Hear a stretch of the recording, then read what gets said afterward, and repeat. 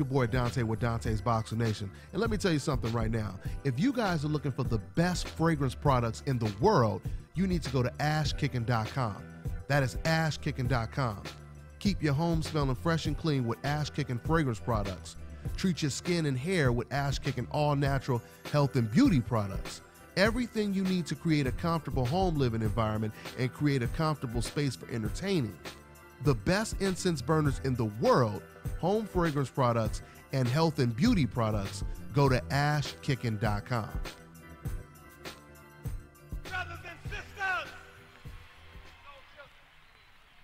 Brothers and sisters, I don't know what this world is coming to.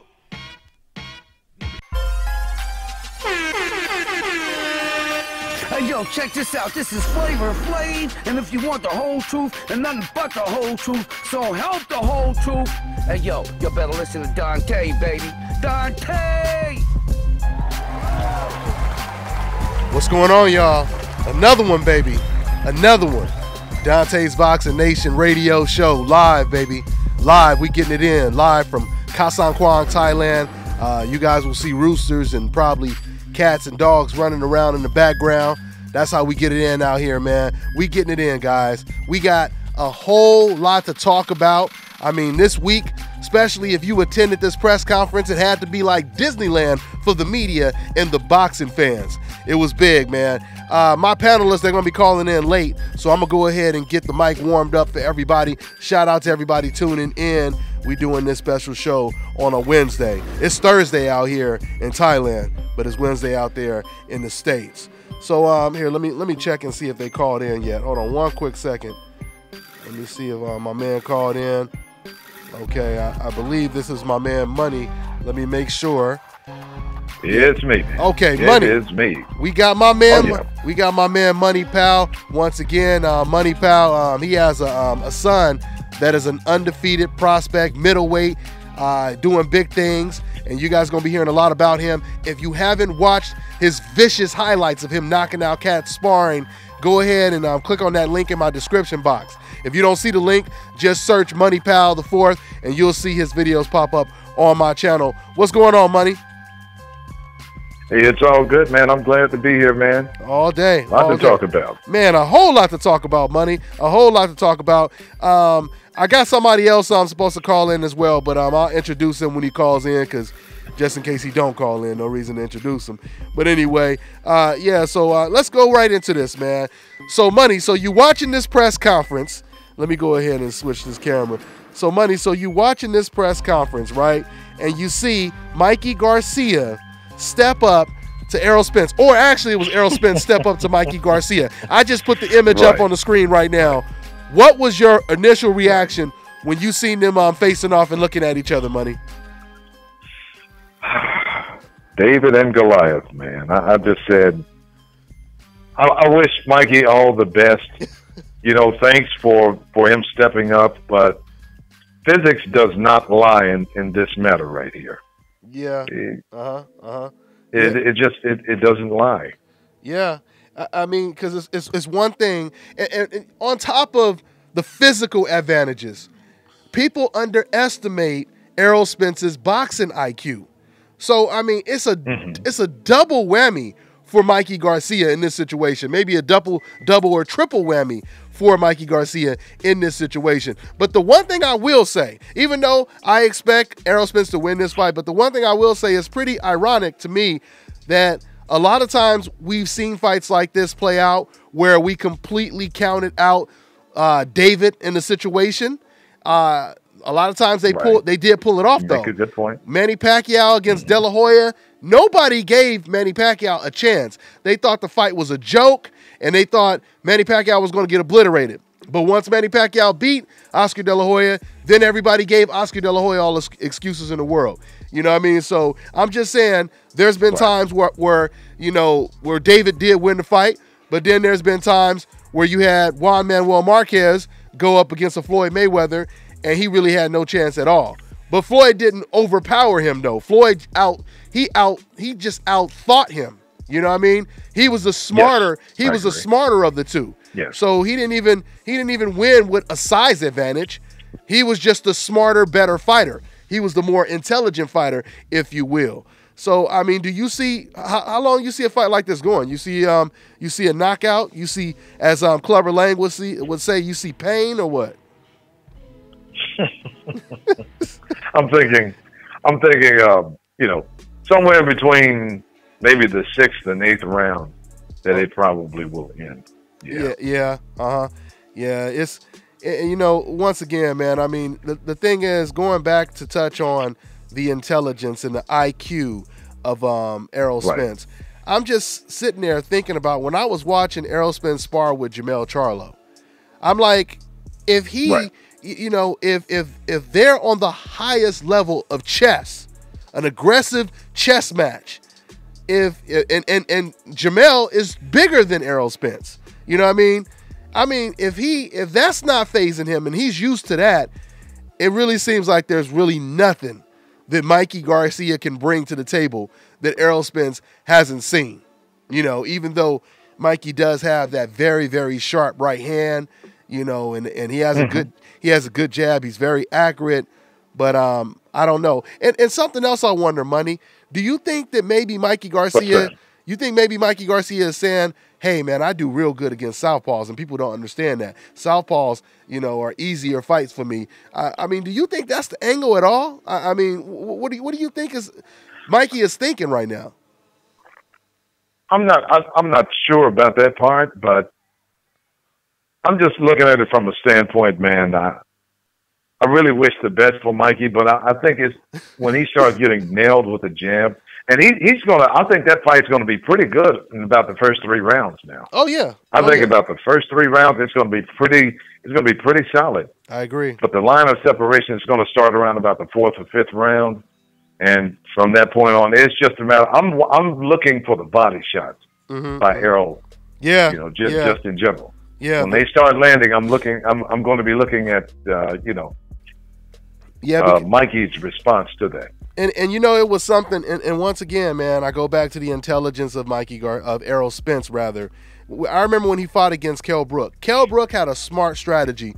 You know, he was doing real good with the jab, and whenever Errol got close to him, he would tie him up. He completely took away Errol Spence's inside game until Errol Spence, he started to do something that was real clever. He would throw a quick combination, and then he would time the clinch. So he would push Kell Brook off before Kell Brook could tie him up. Yeah, I mean, little things like that you don't see a lot of fighters take advantage of. And so it seems to me there's really nothing that Errol Spence, Mikey's going to be able to do to keep Errol off of him for 12 whole rounds. You know, I mean, yeah, it's going to be tough. And Mikey is not that much of a clincher. No, he's not. But he's pretty straightforward, man. But I'm looking for him to move a lot. Of course, a little bit more than normal. You know, but at some point they're going to have to meet. Yeah, and we'll see what's going to happen then. Yeah, and the thing is, Mikey Garcia, outside of his fight with Robert Easter, Mikey is used to being the taller guy. He's used to taking advantage of a height or reach advantage. So once again, now you got a guy who's not only skilled, not only stronger and bigger than you, but he's way taller than you. So once again, Errol can fight on the outside. He can fight on the inside. Man, this is going to be interesting, man. But this is Errol has that same look in his eye that Evander Holyfield had when he fought Mike Tyson. It was like, you're not going to win this. Yeah, absolutely. You're not going to win, man. Yeah. No matter how hard you may try, it's not happening today. And I think, and I've already seen some people say, well, if Mikey loses, you know, it's his age. It's like, don't use that excuse. Yeah, you can't. Because if he won, then that wouldn't even come up. It wouldn't even come up. And I'm going to go ahead and reiterate what I said in my video. I mean, to really understand this, for everyone else to understand something that we already understand, all we have to do is put this in a decaf perspective. And what that basically means is reverse the roles.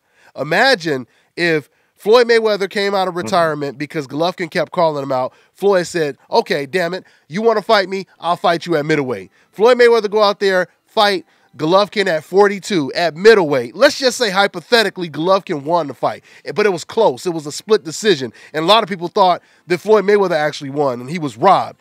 Do you think anyone is going to care how Golovkin got the win? Do you think anyone is going to care how many advantages that Golovkin had over Mayweather? No, they're not going to care. No. All they're going to care is the fact that they got to see Floyd Mayweather's look on his face when he takes his first L.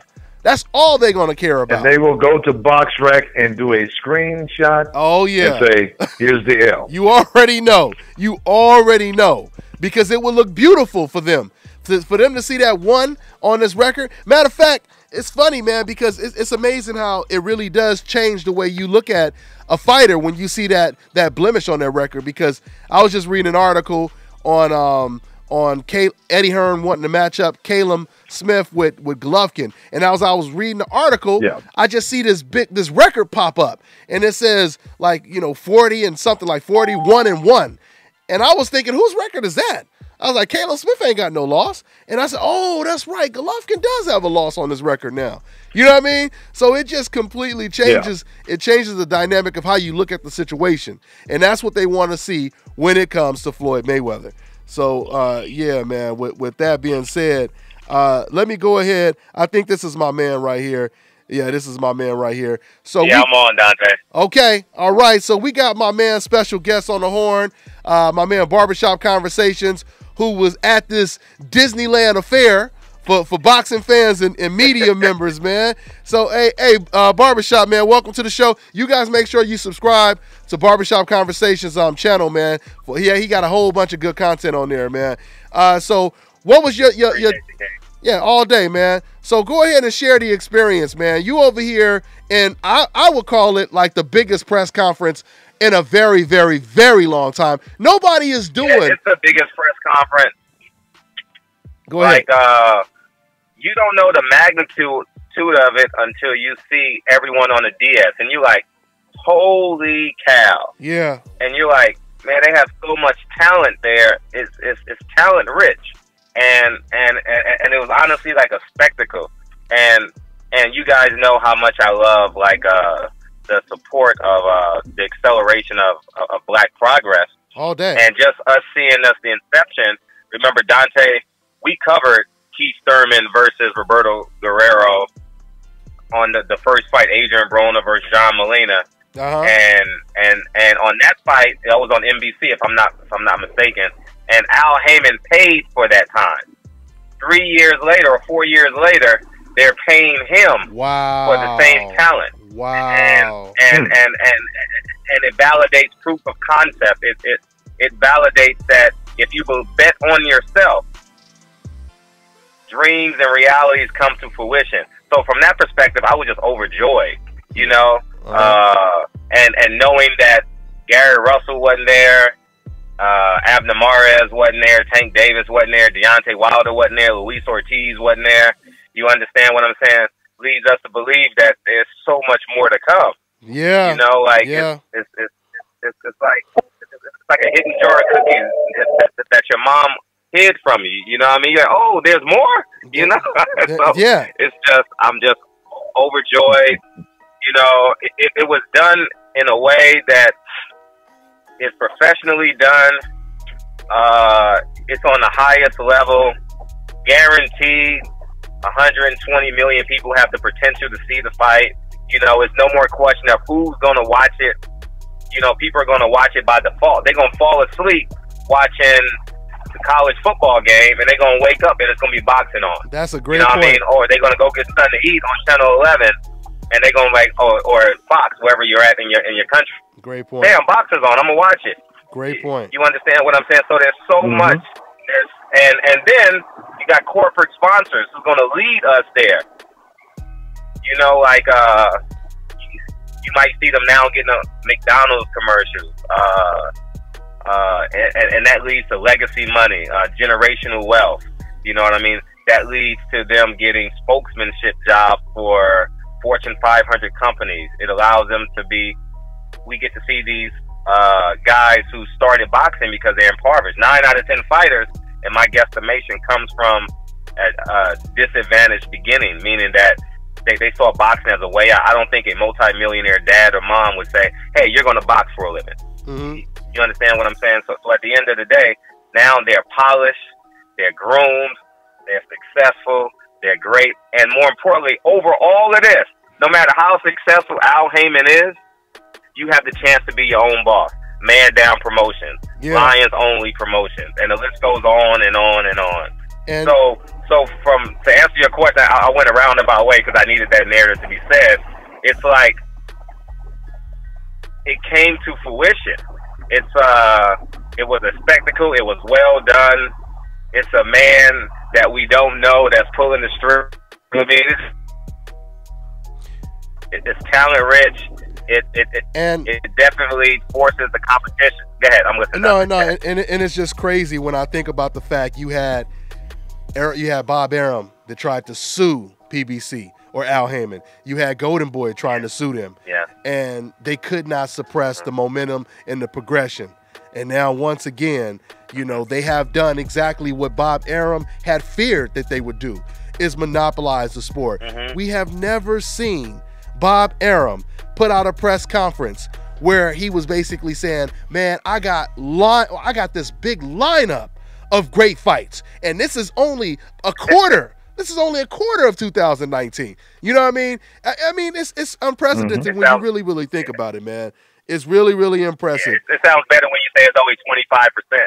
Yeah. It's only 25% done. Yeah, yeah. You guys are listening. You guys are listening to Barbershop Conversations on the Horn with us, man. Once again, go ahead and subscribe to his channel if you haven't already subscribed to his channel.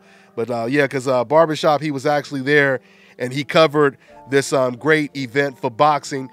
This is good for boxing, man. I mean, this will make a racist fan say, God damn, man. You know, I thought I hated these black bastards, but I'm really starting to love this goddamn PBC and Al Heyman, you know, because they bring in these damn fights that I want to see. Of course, they ain't going to never say that, but as long as they send it in their heart, that's really all that really matters at the end of the day, you know. Yeah, they ain't going to have a choice in 3 years, man. They ain't going to have a choice. Oh, yeah. ESPN needs the talent. The zone's gonna need the talent. Everyone's gonna need the talent eventually. Yeah, you know what I mean. You only as good as your talent. You know what I mean. Golden State is gonna win a championship. Everyone, I'm not sure if you follow college basketball, but the only show in town is the Duke Blue Devils. You know what I mean. Like, talent pays the bills. The narrative and the talent is what it is, and they have the majority of the narratives and the majority of the talent. Well, and they're gonna suffer. They're gonna throw everyone in a bank vault and say, hey. You see all these safe deposit box, I'm going to close the door and take the keys. Now you guys figure out how to unlock these locks, but you can't. Yeah, and listen, and because like I said, I was talking to you about this the other day. Now the one thing, DAZN, they do have Canelo Alvarez, and that is good. That we could watch Canelo fights without them being on pay-per-view. But they're not gonna. But sure. I don't ever see DAZN being on PBC's level, and I don't think DAZN, honestly, or any network is gonna stop